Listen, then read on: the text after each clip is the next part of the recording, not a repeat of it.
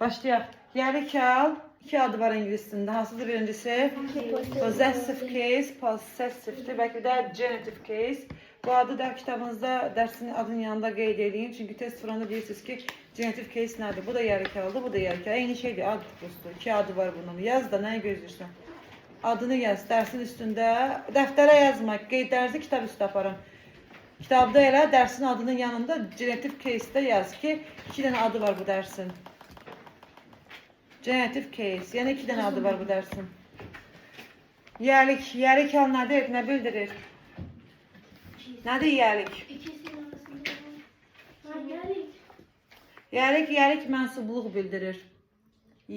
Mənsub, sahiblik mənalarını bildirir. Azərbaycan dilində yerlikal şəkilçisi nanüsü 4'dür. Məsələn, İbrahimin çantası. Çanta kimindir? Yerlik vardı. Yəsi kimdir? İbrahim. Yerlikal. Başa düşdünüz necə? Və yaxud quşun qanadı. Kimin qanadını deyirəm? Quşu deyirəm. Evin qapısı. Qapı. Burada sahib kimdir? Əvvəlcə nə yaradır ona? N üstü 4, N üstü 4. Elədirmi? İngilis dilində. Demək istəyirəm, məsələn, Sadiqin çantası. Sadiq burada nədir? Çantanın sahibi kimdir? Sadiqdir. İndi ingilis dilində yerlikalı yaratmaq üçün iki üsul vardır. 2 ya da 3 üsul. Görək burada necə vermişdir. Bir dəqiqə. Yaxşı, mən öz bildiyim izah edirəm. Buradan baxarsınız. Yerlikal ingilis dilində iki cür yaranır. Birinci üsul apostrof S ilə və yaxud S apostrofla yaranmadır.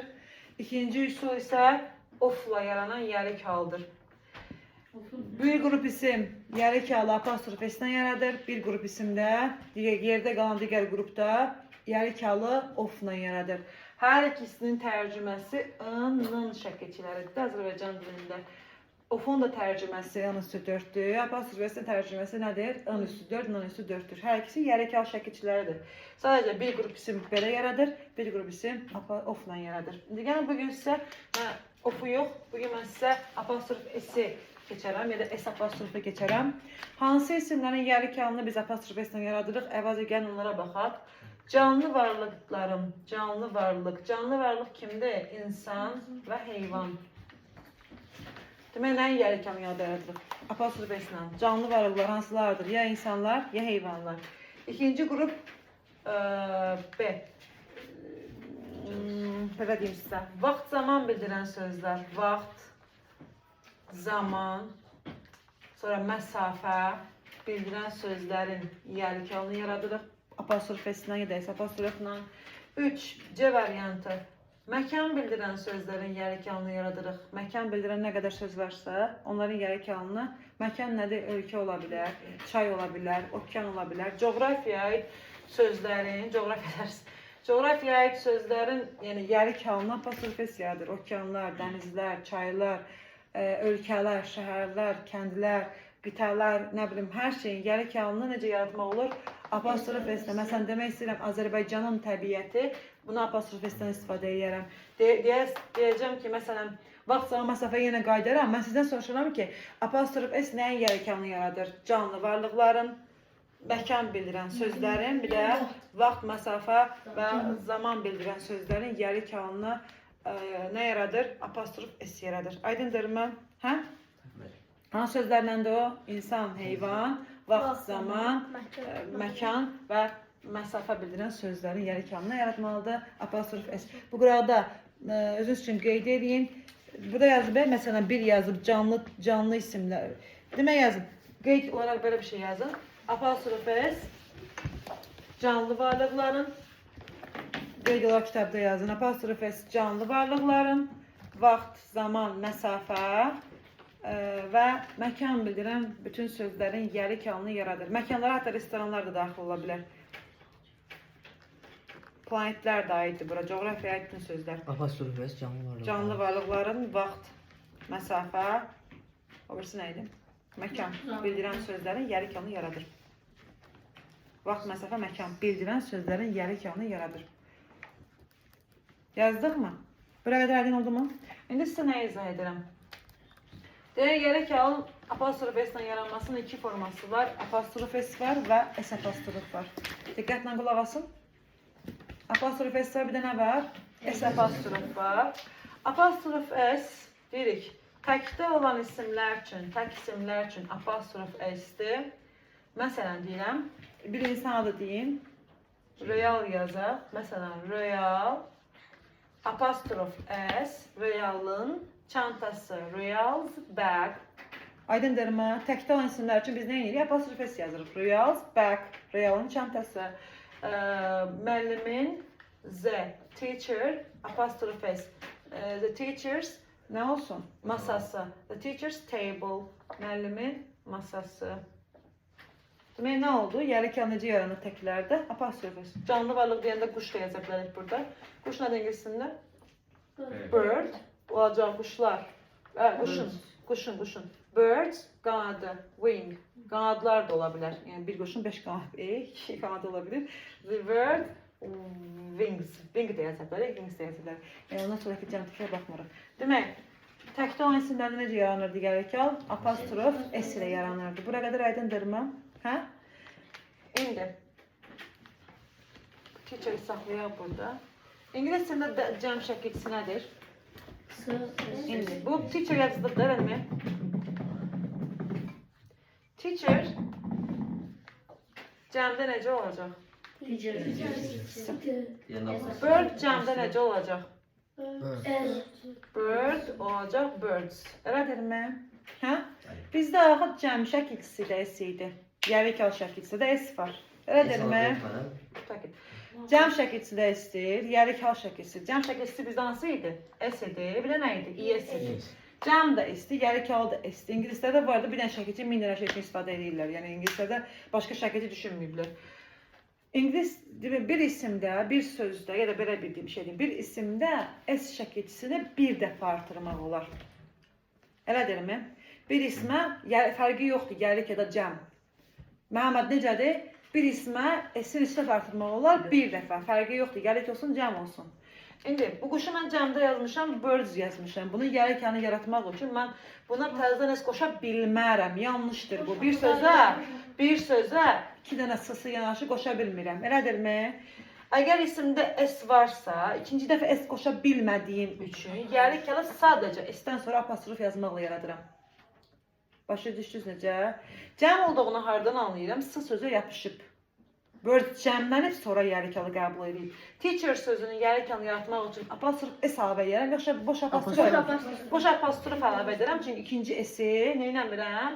Yaza bilmirəm. Aydındırmı? Sadəcə cəmə boş apostrof artırıram. Olur nə? Baxın. Bunu təkinə ayıraq indi cəmindən. Bird'ün tək variantı necə idi? S yapışmamışdı da ona. Cəm variantı necədir? S yapışıb ona. Görürsünüz? Cəmdir. Bu nədir? Təkdir. Cəmdə olanda S yapışır, sonra apostrof qoyulur. Təkdə olanda apostrof S yazılır və S ona yapışır. Yapışsa cəm olacaq. Aydındırmı? İndi bura qədər aydındırmı? Biz niyə sadəcə apostrof qoyuruq? S-dan sonra apostrof açan qoyurduq? Cəm şəkilçisi olanda. Hə, indi baxın, bunlara silmədən belə bir şey izah edirəm sizə. Mən sözü, bir dəqiqə bunu dəyişim. Mən sözü, mən nədir? Kişi təkdədir, apostrof S əlavə edirəm. Mən's hat deyirəm, burada Z olmalıdır, the man's hat. Hə. İndi mən təkdədir. İndi məni cəmdə yazsam, mən olacaq. Sizcə buna S apostrof artırarım, apostrof S artırarım. Cəmdə S, bax bu düzdür, baxın. Bu düzdür, yoxsa bu düzdür. apostrof İkinci. S apostrof olsa değil birincinde cəmə. Bax, çünki bu nə yanlışdır bilirsiniz? Axı mən cəmlənəndə S-i qəbul edirdimi? Xeyr. Biz apostrofu sonra ajan yazırdıq. Cəmdə S olanda yazırdıq. Elədirmi? Hə? Bu məndə axı cəmdə belə deyim də hə. Biz sadəcə S-dan sonra apostrof ajan yazırdıq. O isim ki S ilə cəmlənirdi. Axı mən sözü S ilə cəmlənmir. Aydındırmı? Mən S ilə cəmlənmədiyi üçün cəmdə S-i yapışdıra bilməzsiniz ona. Yəni, o kökdən dəyişənlər var. Hansılar ediyorlar? Mən, woman, qız, kiz. Onlarda həmişə biz apostrof S artırmalıyıq, bu şəkildə yazmalıyıq. Aydındırmı? Onlara S yapışdıra bilmirik. Yapışsaq, ikincidə cəmlə yazmış olacaq. Bu da yanlışdır. Kişilərlər, qadınlarlar olacaq. Bildiniz necə? Yəni o S-i bir dəfə də yazsaq ora, bir dəfə də cəm olacaqdı. O cəmlənib də onsuz da ehtiyacı varmı onun ikinci bir S yapışdırmağına? Yox. Fish, deer, swine sözləri, onlar da elə olacaq. Onlarda da S olmurdu, elə deyildi. Sonra people, cattle sözləri.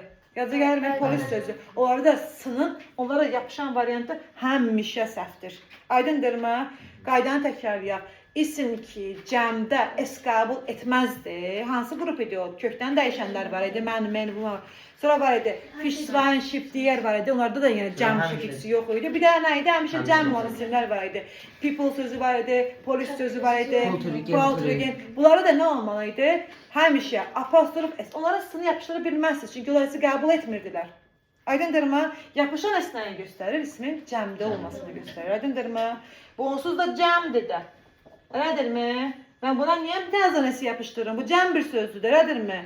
S yapışdırsam cəm hesab olunacaq. Ona görə mən hər dəfə məcburam bunu apostrof S ilə yazıram. Başa düşdünüz necə? Hə? Başlara bildinmi? Keçdik indi nəyə? Biz dedik ki, isimlər cəmdə olanda sadəcə apostrof yazmaq bəs edir də S cəmini olanda. Elədirmi? S ilə cəmlənərsə sadəcə apostrof bəsdir ona. Elədirmi? İndi nədən çaşmayın? Biz dedik axı, deməmişik sizə. Demək, belə bir şey yazdım. Məsələn, hostess yazıram. Hostess, qoşası. Qoşası cəmlik ola bilməz. Aydındırmı? Qoşa S cəm bir söz deyildir. Qoşa S cəm deyil. Biz S ilə bitən söz necə cəmdə yazırdıq? Apostrof uşaqlar. S ilə bitən bir ismi cəmdə necə yazırıq? S ilə yazırıq da bu cəmdir. Elədirmi? Qoşa S ilə bitən bir isim cəm ola bilməz. Çünki S ilə bitsəydi biz ona ES artırardı. Bu cəm deyil. Biləydin. Qoşa S ilə bitən isimlərin yeri gələ apostrof S ilə yaranmalıdır. Aydındırmı? O cəmlik olmadığı üçün sadəcə apostrof S artırmalısınız. Bu cəm deyil. Bu S cəm S-sı deyil. Başa düşdünüz necə? Biz açan sadəcə S-dan sonra apostrof qoyuruq. O da o isim ki S ilə cəmlənib. Aydındırmı? Cəmlənməyibsə biz ona həmişə apostrof S artırmalıyıq. O nəyə aiddir? Qoşa S-lara. Aydındırmı? Cəmlənib cəmdə sıralı belə Cəmdə olsaydı bu söz belə olardı. Hostess ses olardı məsələn də. Sonra bir dənə apostrof artırılır. Bu cəmdə olsaydı S girərdi onun sonunda. Aydındırmı? Qoşası cəm ola bilməz.